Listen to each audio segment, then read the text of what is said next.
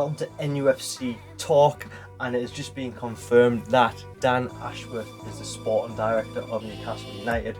So we're going to be talking about his career, because we did a bit of research, found out he started with Norwich of all places, and now is taking over sporting director at Newcastle United. We're going to be going through the squad, we're going to be going through keep, sell and loan, what we will do with all the players.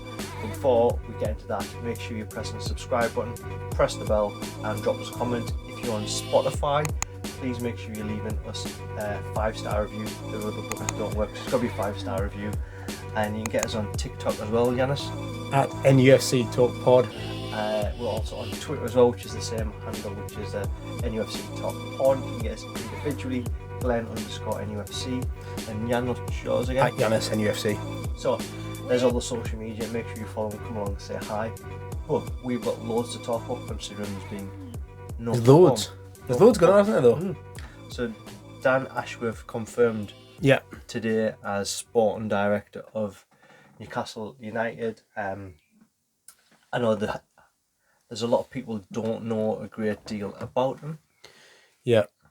I can't say I knew a huge amount about him, but I'd watched him interviewed at BT Sport ages ago. And I was like, and I was like, Friends for life. I just get it connected.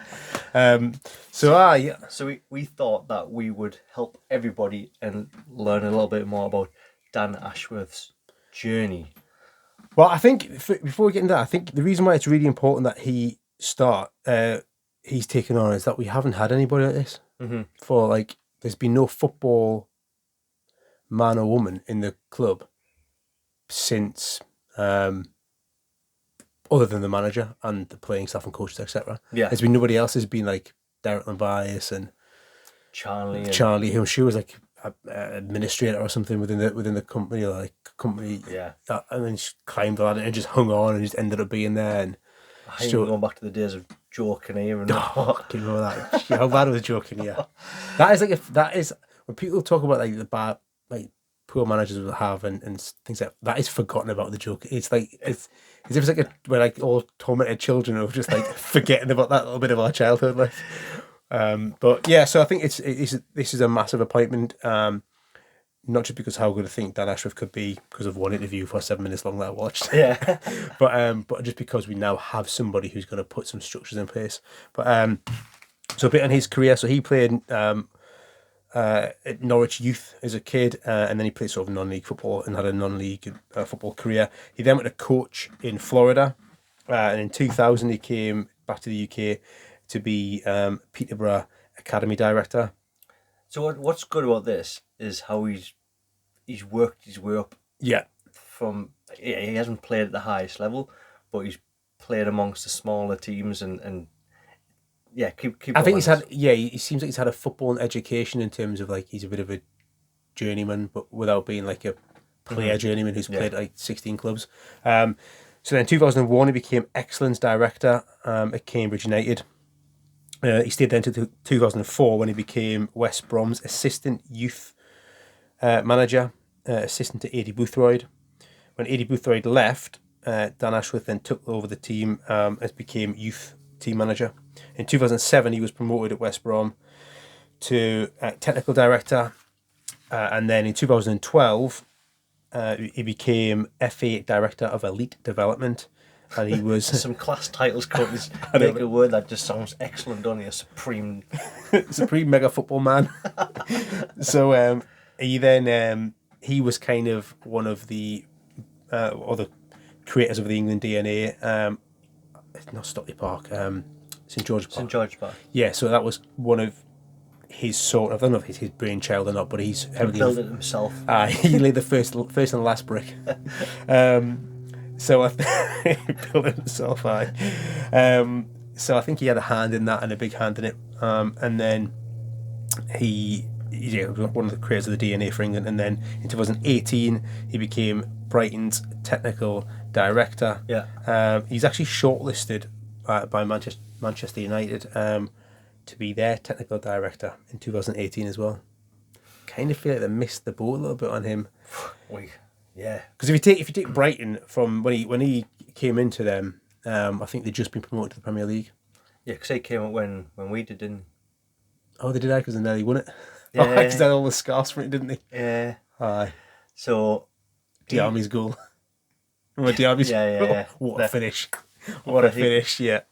So he's obviously now had a hand in. I can't remember exactly, but it's worth anybody digging out. The interview's like 7 minutes long. It's with Jake Humphrey on BT Sport, and Jermaine Gina. I never know how to say his name. Is it Gina or Genis? I can't remember. It's Genius now. Say how you want.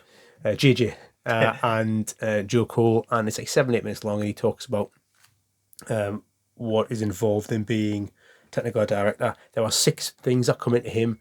There were at Brighton. There was men's first team, women's first team, recruitment, like medical, and a couple of other things that are maybe more sort of operations and kind of marketing and what that kind of thing. I don't know if that was those things, but there's 6 things in total. Mm-hmm. But when he spoke about them, you're just kind of getting excited about the fact that somebody like that with an actual footballing brain is going to be making footballing decisions with a sort of business head on, rather than somebody just making football decisions solely for business purposes that we've had in the past.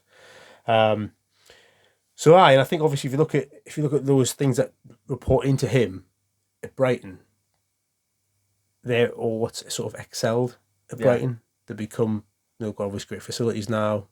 They've recruited really well. They become a super solid team. He also talked about when Graham Potter, because it was Chris Heaton beforehand, when Graham Potter was taken on, he talked about the idea of, rather than changing the vision and the philosophy of the club and how they play football because of each manager. Like take Man United, for instance, who have gone from like Louis van Gaal, they've tried everyone under the sun, but there's been no cohesion in terms of playing styles. Whereas you could probably even say the same now, and with Ten Hag coming in following Ollie in an interim. So, but whereas what he was saying is, if Graham Potter moved on to bigger and better things, or if he was no longer deemed sort of working at the club, they would replace that with somebody with a similar kind of mindset of how so there's some continuity. Right. Remember sort of Swansea back in the day when they had like Paulo Sousa and Martinez and then Brendan Rodgers, all similar, keep the ball. Yeah, possession football. Yeah, rather than going from like lump it to possession to. So it was interesting. It's definitely worth a watch, and I think it's a really good signing for Newcastle. Well, I was more impressed by the signing once I learned a little bit more about him. Yeah. So the fact he had such a huge say in England, developing the mindset of excellence or whatever they give the title of the project, because it's clearly worked in England's international team getting better. And it's the youth. It's the youth where it had the initial impact. The likes of Foden and stuff played in. It was the under-21s. Then didn't we win the under-21 World Cup or under-17s I think as well. So and then a lot of those players, the likes of like I'm sure Mount and Foden, players like that. Because that's where like Southgate naturally came. Yeah, so he came through that part progression as well. Yeah. So that has been a sort of succession plan of development, which is really exciting if you take England from being the golden generation, who, if you're to say that in sort of club style, you'd say someone like Manchester United with a really amazingly assembled squad of superstars, but couldn't really ever be cohesive. Yeah. Whereas, all right, England have had a couple of nice easy runs in competitions, but they've created this idea, this identity, how they want to play and how players suddenly look like they want to go and play for England. Yeah. I think that's all been part of what he's been sort of involved in. So it's created obviously cultures along the way. Yeah. Or helped create a culture where people want to play and people want to get better. Same as Brighton, and for him to come and be able to add that to what is already at Newcastle, which is a positive environment. Which still, it seems bizarre talking about Newcastle in a positive way, isn't it? Yeah, I think if you look at recruitment, a lot of the players that they've signed, I mean, we watch a lot of football. All right, we don't watch a huge amount of, I know obviously Brighton signed some players from the Championship. Mopey came from Brentford and scored a hatful of goals in the Championship. But a lot of the players I'd never heard of before until they played for Brighton. Like the name I always get wrong, the fullback Cucurella, is it? Cucurella, yeah. Like Man City's looking at him and yeah. I mean, he's created like I think he's one of the top defenders, like top 10 defenders in chances created this season. Yeah. Tarek Lamptey was a signing from Chelsea, Basuma, like Pascal Gross. When he came in, Pascal Gross and absolutely smashed it for a season. And Trossard, these players that are like now established international, like Trossard's establishing in Belgium, if not first team, he's certainly coming off the bench. Yeah. So these are like established players, and For even a team like Brighton, it's like, oh, it's class. And even look, if you look at some of the older pros, Lallana and Welbeck, or they've riddled with injuries, but when they've played, they've added something. They haven't just come and got a last sort of pay packet. They've come and actually in the. So yeah, I think they recruit clearly. Maybe that's why I didn't get the job at Man United, because they like, look, we like paying people a lot of money just to come and get a pay packet and not really bothered. He's like, nah, I think people should play. He's like, nah, you're not going to get the job. We love wasting money here. Yeah, what's your philosophy? Players that play well? Nah, not you're not for us, son. So over the odds and treble the wages. That's and then career, the wages go up and the career goes down. That's how we work at Man United. Yeah, I think all in all, I think it's a really exciting coup for Newcastle, and I think it's one that will certainly, if you look at the next like 2 or 3 transfer windows, all the stuff like player development and he'll have a hand in creating a far better training facility. Injury prevention, that kind of thing. What are we doing around that? Like, what are we doing around improving the medical team? I imagine it's just one bloke sat in a small, tiny room at the minute. Like, yeah, because we had a terrible run of injuries, didn't we? I feel we've had a terrible run of. Didn't Souness move us from like one training pitch to another training pitch, and then like Allardyce moved us back, like because they were blaming the pitch? Because I feel like we've always had injuries. I think we've always had players that are just like Dyer and Bellamy, and just players that were just Owen, and just like all the best players we've ever had have always seemed to be riddled with injuries. Like, I don't know if that's indicative of who we buy or. But then, as much as Owen, his name's not muttered in a positive way by Newcastle fans, he did get injured in national duty, so. Aye, but that knee, then he's like had hamstring issues and all that sort of stuff. That knee was awful, wasn't it? I remember I think of that. That's how I did my ACL. Not in national duty. I was probably due a call-up, but yeah, that's how I did my ACL. Trying to do a step over. Yeah, horrible. Anyway, so if you think of all those things that are going to report into Dan Ashworth and his clear pedigree, and not just at the elite level, as you say, being a journeyman around some of the non-league clubs. I think it's exciting. Yeah, it's going to be hopefully by this time next week when we record, we'll be able to talk about some transfers which are going through. That's probably why nothing's gone over the line yet, because Newcastle knew this, like the first signing they wanted to get was Ashworth. Well, all the in the know accounts on Twitter, everyone's in the know. Like, yeah, I must be honestly, I've had a penny for every time I read in the know. Yeah, from all those, this was imminent. But I think it's been imminent. Why does everyone feel like they need to be like, in the know or like want to? I want to know. That's all I am. I'm happy to be like, I don't know anything. Tell me, but like just it actually ruins me on Twitter when you go on and everyone's getting linked, and it's the cryptic ones that do my head in. It's the like certain colour flag, like, and then a bowl of soup, and then like a flip flop, tick, done. Announcement. I mean, what is that even like? You just like random shit that you got to try and decipher who that's going to be. Maybe it was like someone saw Lascelles buying some soup and flip flops. He's like, right, he's off. It's just, it's just ridiculous. Like, you see all these cryptic ones, and I think the best ones is when somebody will share 10 different things that someone's gonna. This guy's confirmed, that guy's confirmed, and one of them's right. And the minute one of them's right, they're like, they share it. Yeah, I taught you this 2 weeks ago. I taught you right again. You've been right once and wrong 400 times, man. If I named every player in the Premier League, I'd be right sometimes. Yeah, anyway. I just wish I just want to go on Twitter and get excited, but I cannot get excited about any. Like, do you know when we used to have players that you didn't want to get them to get too good in case like you got bored? Now I can't get excited about any frigging transfer news because like I don't think any of it's going to be real.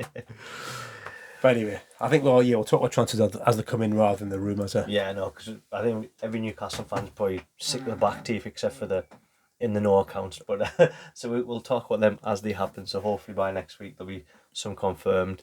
Do you reckon next week? Do you reckon we'll be making some waves? I'd have thought so, because if you look at the trends now, the transfers are happening. Like Tottenham's just signed that Perisic, and like, he's already got his picture taken in a Tottenham shirt, and like I know. The transfer window, and obviously the pre-arranged it, but it just seems madness. Like you never used to. Yeah, you never used to see them sort of announced before the. They'd be announced if they were getting like there might be like this guy signed a deal because he's leaving one club, so he signed for the next club. Like, you might see that, but you never saw somebody getting like signed and getting when they're still like an Inter Milan player. Yeah, like even like take Mane for example. He pretty much announced before the Champions League game that he's going to go to Bayern Munich, and he's got a year left on his contract, and he's got the biggest game of the season in 3 days' time. What a terrible time to announce that you're not going to be playing. Yeah, it was mad, that wasn't it? You're still contracted for another year. Obviously, Liverpool's going to want to cash in and get some money. It's not obvious, but they are going to want to cash in, I would imagine so. But I just don't think it comes across really professional. Is that agents just peddling for moves or what? I don't know, because it's interesting, that Mane stuff, isn't it? I didn't really... You always felt at some point he was like happy being second fiddle to Salah. Because he has been second fiddle to Salah in terms of what everyone's thought of the two, even though they've probably been really exceptional for the other one's career. Yeah. But then it seems like he's not been happy. Interesting. It's just weird. I feel like the culture of transfers is definitely changed over the last even 12 months. With agent fees and everything.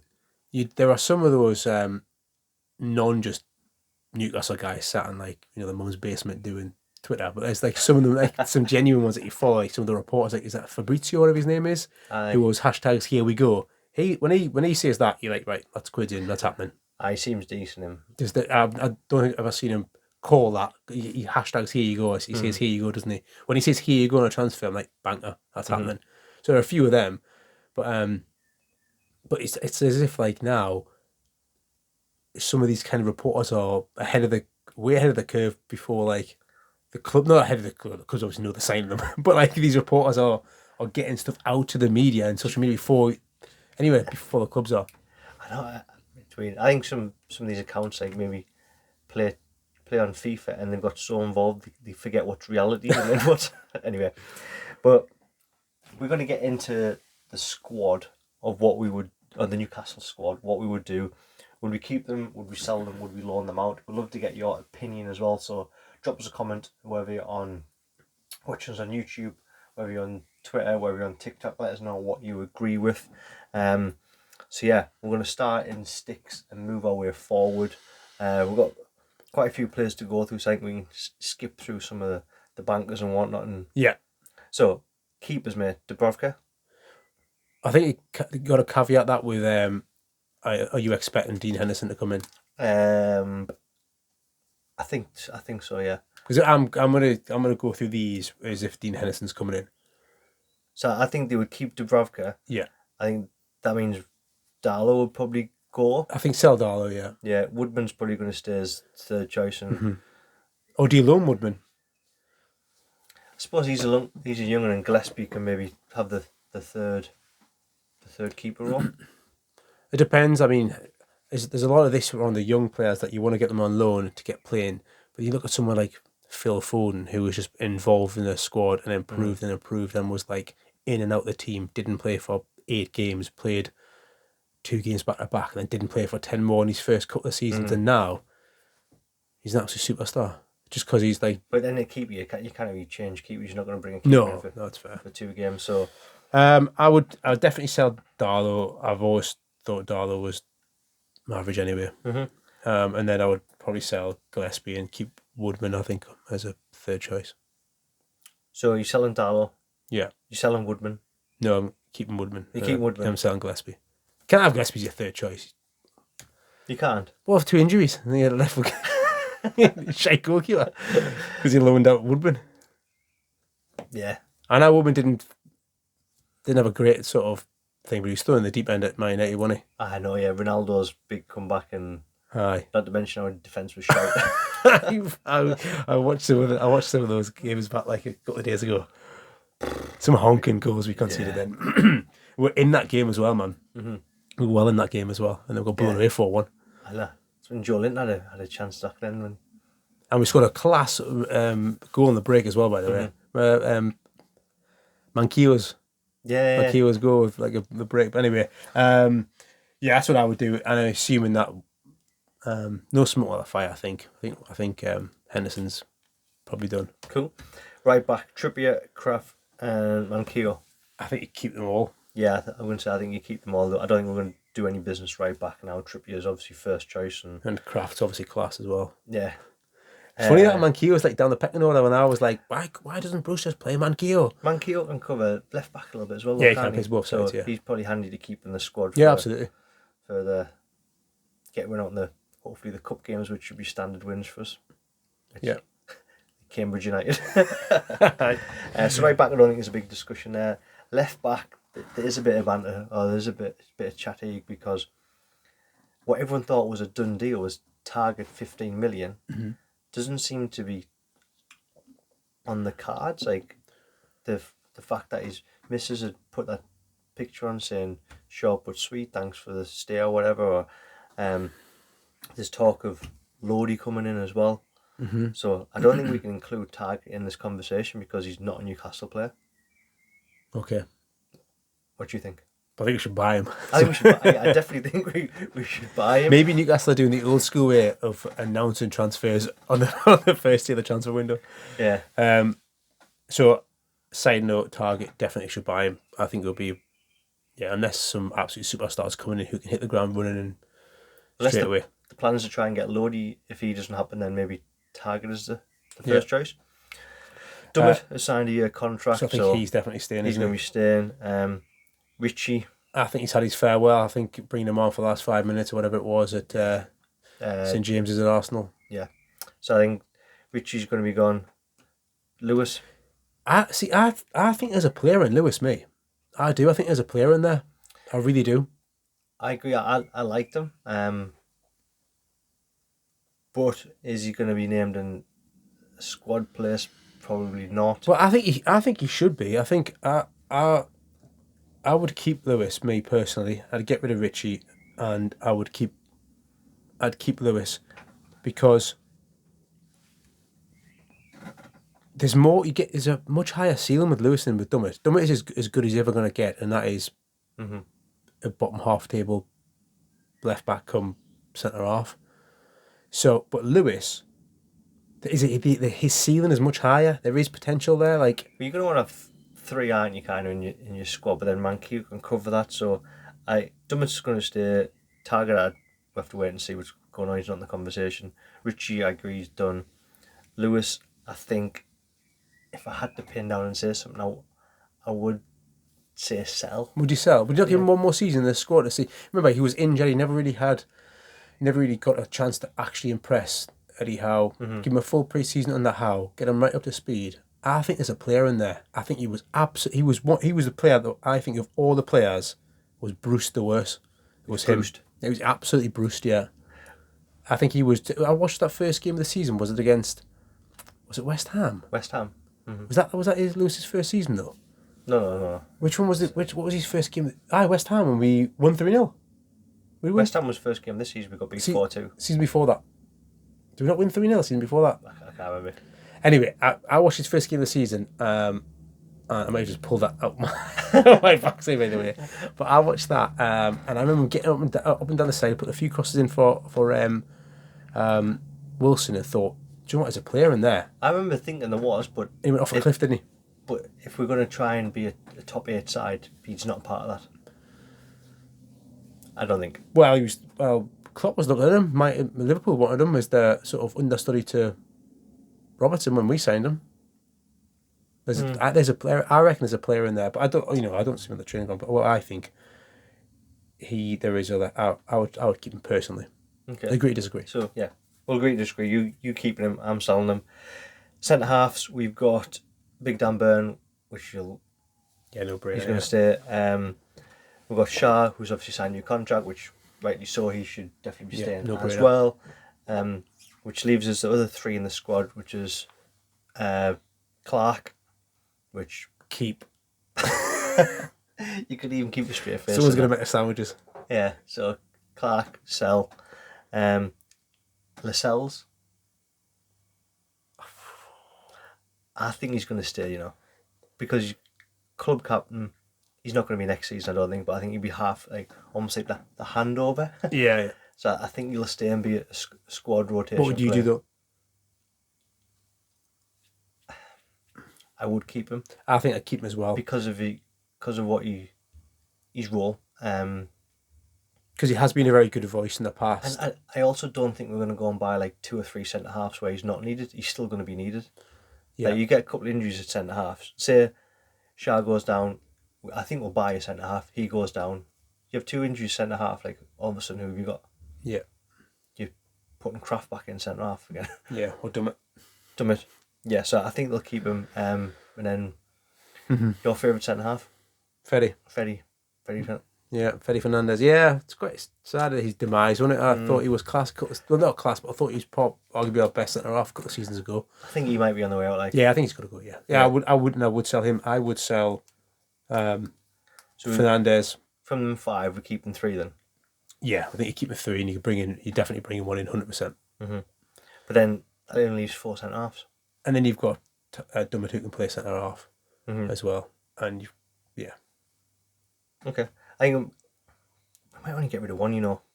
Well, Fernandez doesn't seem to be fit anymore, does he? And he's already into his 30s. You got to get rid of Clark. I just think he's fucking head's gone as well. Like that's all that stuff. Like obviously the Norwich game and that, but like even the stuff when he's like digging that guy when they're on that tour in Saudi Arabia, he's like, "We're gonna come here and sell Newcastle the brand to the Saudi people," and he's like. Yeah, and he's like banging folk on the pitch. Yeah, if you had, you would have seen that. But this was the first time when I won it, so this is before we went on a run. Yeah. Oh, we drew a few games. We had the break, went over to the Saudi to play a couple of games and do some warm weather training. Yeah. First game, Clark, like, there's a bit of a scuffle. They fall to the floor, and he's on top and literally bangs him. He just gives him a dig. Yeah. Yeah, I think he's obviously he had that photo straight afterwards, didn't he? That like, and that was that non-forced photo where they're like shaking hands. No trouble here, but was that would have been after he's sending off as well, wouldn't it? Aye, because Norwich was like was just the next home game after Spurs, wasn't it? Yeah, see, bloody hell, you think you're in your best behaviour, you've just been sent off. Cost us, like at that point that was a game you couldn't not afford to win. Yeah. And it's because of him. Then in friendlies he's banging people. So yeah, let's go to midfield anyway. Yeah. So John Joe, Shelby. Stay. Yeah, agreed. Bruno. Cash in. Yeah. Joe Linton will keep. Yeah. Willock keeping. Yeah. Longstaff's obviously signed a new contract. What would you be doing with him though? Say he hasn't signed his deal and you already have, and you've got him in front of you, just like give him a new deal, and because he's probably been on relative pennies in comparison to other players playing on the side. If he's not been on an improved deal since Brighton on the side, I think I'd keep hold of him. Yeah, he's going to obviously he's come up through the ranks, so he's a homegrown. Yeah, homegrown. She ticks that box. I think this you've changed my way of thinking. He has got better, and there was a player, he maybe got bruised. Yeah. He actually came out and said in one of his interviews he hasn't been coached for the last year or whatever. Right. It's basically, you know, when you're a kid, your teacher used to just kick the ball high up in the air and say, right, go come back in half an hour. I think that's what it's Bruce used to do. Yeah. So maybe with a bit more coaching, he could go back. Do you remember when Man United looked at him? Yeah, why did we knock back at Man United though? But there was talk of 30 million, and the reports were like Carrick. That's what people were liking him to, was Carrick. I mean, so maybe he's one of them players that's worth another year of development. I definitely 100% think so, and I think his best couple of games have been his last few games. Yeah. And I don't think that's playing for a contract. I think it's just playing for 90 minutes without being. He's a local lad. He wants to play for Newcastle. Yeah, he wants to play for Newcastle anyway. Yeah, but I think he was never fit. I don't think he was. I think he was one of the people that really suffered from like the previous regime in terms of his legs used to go, didn't he? He used to be 60, 65. Shelby used to run past them. So I would definitely. I think there's a player in there, and I think there is somebody who can be coached. I've said it before. Like he's best games often when he's like played a bit further forward as well. Mm-hmm. He's got a decent eye for goal. He has got 2 okay feet. He can pass. I would 100% keep him. He might not be for 10 years, but certainly it's not as if whether we improve and we go from this season to next season is going to be like Longstaff's going to be miles away from that first team. Yeah. I still don't think so. I definitely think there's 15 games, 20 games a season in him. Yeah, agreed. His brother. Loan or sell, probably. I think you got to sell him. Like, how many more times can you loan him out? Like, He did well at Mansfield, I think. that's Mansfield, though. Yeah. Well, everyone's raving about Harry Anderson. I think there's a bit of a difference, but is he going to get that much better where he's going to realistically improve? He's been dealt. I think he's been dealt a shit hand, Matt Longstaff, like, because I think games he played, he was always thrown in against like Chelsea and Man United and that. He never got a chance to run out against like Shanghai United, did he? But the thing is, so you got to look at it where we can't just keep saying, "Oh, he hasn't had a chance. He hasn't had a chance." We're looking to drive the team forward. No, I agree. I do agree. I think, but previously, like the last couple of seasons, we're being shite. So you might as well give anyone a game. You can't really get any worse. That's what point it was at some point. Like that's what level it got to some games. You might as well give anyone. What's the game plan this week? You might as well give anyone a game. It's like fucking bingo. Who's playing centre half? Oh. That ever-changing back five was unbelievable, wasn't it? No, you're right, and I think the most worrying thing for him is he couldn't get a game above Hendrick when we were absolutely woeful. Hendrick? Yeah. Oh, absolutely, yeah. Take him back and shoot him. No, I'd sell him and I'd sell Matt Longstaff. Or loan. I'd sell Isaac again. Yeah, sadly. He's one of the players that's done a job, but yeah, I think Longstaff, Hendrick, Hayden. And that leaves you with the midfield five of Shelvey, Bruno, Joe Willock, and Sean Longstaff. I think that is... I think you add one more to that, and then... Yeah, one more, and then you're not really worried about injuries. You've got a decent... unless you're missing Bruno and Joe Linton, I think you can assemble a decent three of any of that combination. Because it looks like we're going to play the 4-3-3 is what Eddie's wanting to do. Mm-hmm. So if we do get some cup runs going and you do get them games where you want to rotate a team, you can change the full midfield. Yeah, absolutely. So you had Bruno, you had Joe Linton, and you had another. And then you got a cup game midweek. You can bring in Shelvey, Longstaff, and Willock. That's still like a decent midfield. Yeah, and it's not off a cliff. Yeah. The clear one that is obviously Bruno is like streets ahead of anybody else. But I think Big Joe's the one we miss when he's not playing it. He's sort of energy and combat off. But yeah, I think we are. If we didn't sign anybody there, but we had those five fit at the start of the season with the pre-season on the belt, I wouldn't be particularly worried. I think there'd be places we need to improve before then. Yeah, I agree. Yeah, I don't think midfield's essential, but if this Bruno's mate from Leon, how would you pronounce it? I think it's Paqueta, isn't it? Paqueta? Yeah. Again, I know there's talks of 50 million, but if he's available, I don't think you'd say no to him. Yeah. Out in the wings, so we've got ASM. Oh, 100% keep. Yeah. I think it's madness, some of that Supermac talk. Like, people are cashing in 50 million for him. Who's going to pay 50 million for St. Maximin? Well, that's one thing. Who's paying 50 million for him? He's being important to us and being game changer for us, but no one's paying 50 million for him. Not at this point. But also, I just think the Supermac stuff, like, we've got to sell him now to improve. And it's madness. His best like 2 games.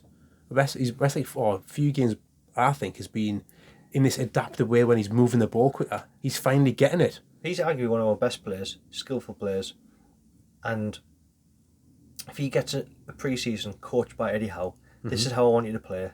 This is what we've got to do. And you think like the great managers, like we mentioned before, like when I'm not comparing them, but like what Pep did to Sterling and what he's going to try and do with Grealish over time. What Klopp did with Mane and Salah. Yeah. So if he can, I just think he needs it in a pre-season and another season. Next season for St. Maximin will be a big season, which... Massive, yeah. Huge season for him, I think, yeah. So I think he'll get another season and he'll either set the world on fire or he will be shipped off. It's interesting that people seem to forget, like, I think he's got 5 goals and 5 assists, but, like, they're all really important ones. Like the Watford opener, the Man U opener, The Leeds goal, Yeah, was the it? Brentford third goal, the back stick, which was like a goal that I was really enjoyed watching him do. He had it, he played it, he got in the box, he saw a bit of space, and he got to the back stick. Well, both from Fraser as well. So those 4 goals, I can't remember what the other one was, but those 4 all ended up being really important goals because they got us a point, and 3 points. And it stopped other teams from getting what would have been important wins back then. So yeah, he's a hugely important player for us, and also what he does is in this new wave where he's shifting the ball quicker and he's being more of a team player. He's still a threat to you. Right back, still terrified. He still gets doubled up on. One thing I would do on his pre-season, I would just basically sit down with him and I'd show him Sterling getting in the back post. I'd show him like Mara's getting in the back post, and I'd show him Son in the run off the ball. These guys score loads of goals because the minute the ball goes into certain players, they get in behind, and that's my only concern with him is he always wants it to feet. Get in behind. He's got loads of pace. When he's played in Steve Bruce's team and we were horrific, he had to do everything. Yeah. He had to skin everybody to create an opportunity for himself or put Wilson through. That was the only go-to, wasn't it? I remember we at some point like, do we play 2 yards and they just passed the ball to Maxi? I know. Hendrick stood next to him, just give him the ball. Sorry, you're supposed to have the ball. I'm not allowed it. Like, it wasn't even like playing the ball to him. It was like literally from me to you. We're like, oh, there you go. There's the ball. Yeah, and then just like, see you then, pal. But then you look at the top teams. Them players aren't trying to do fucking 10 step overs. Aren't trying to do 14 turns. Like, they're looking for the pass. Yeah, and they're getting the ball in the final third. How many times did Sain get the ball in like well in our own half and then carry us like 45 yards up the pitch? Yeah, but the noise around selling him, I just think is mental. Madness to me. Absolute madness. I don't understand it at all or agree with it. You've clearly got a player with so much talent that if somebody can unlock that, you do what you potentially have a superstar. So we're keeping ASM. Let us know your thoughts in the comments below. Fraser. Keep. Agreed, keep. Amron.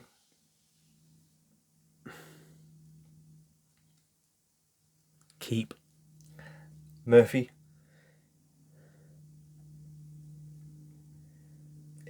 I'm keep. Dude, I want to keep one of them. I can't keep both of them. I think you can't keep both of them. I think.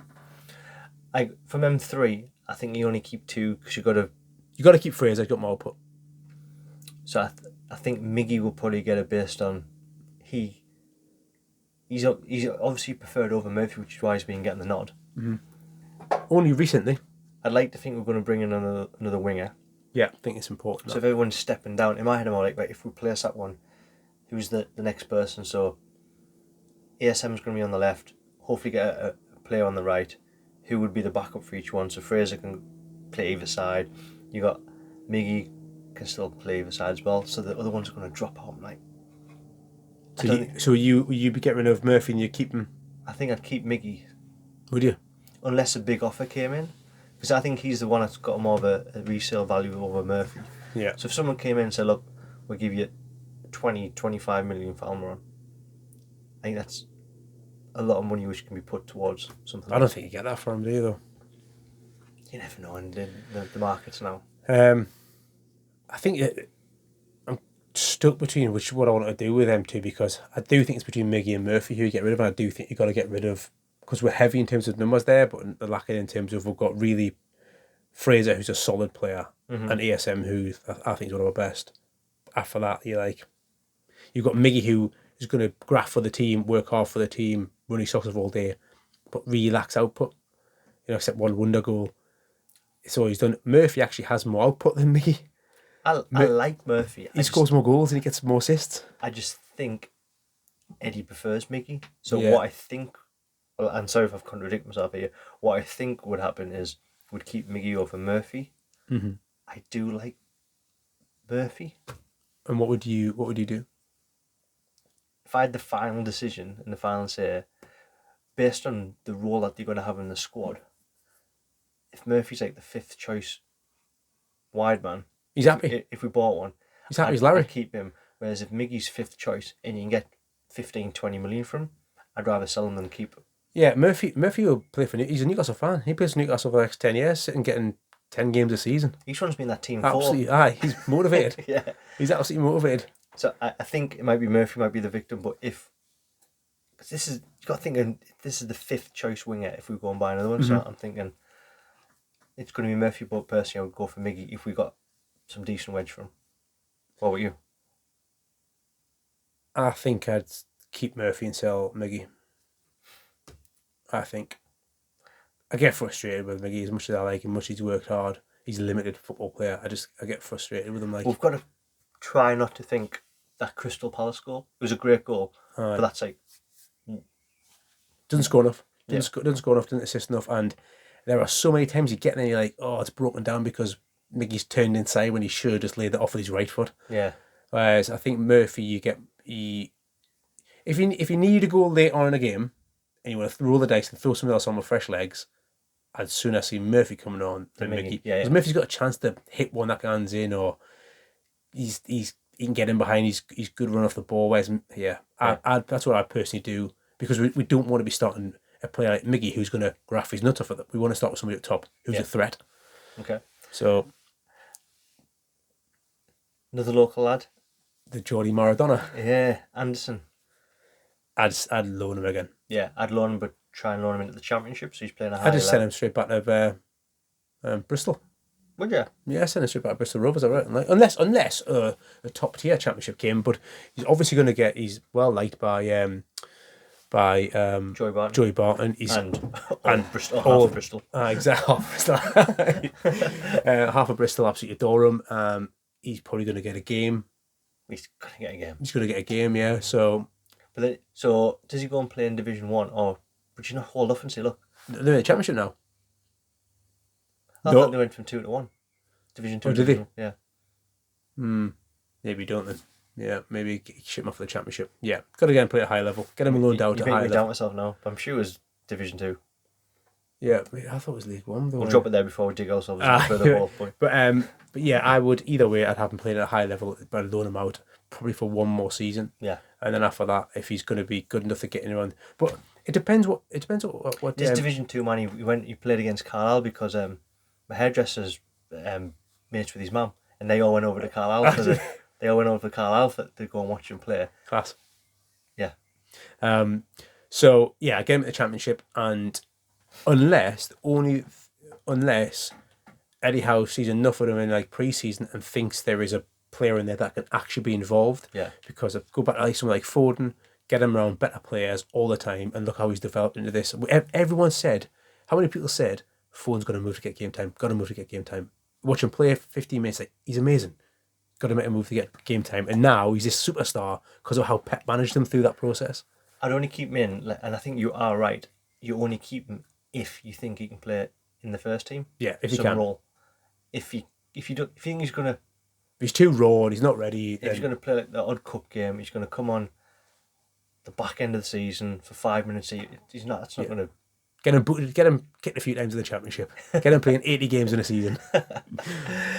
That's the wingers. Then up top of Callum Wilson, obviously keep.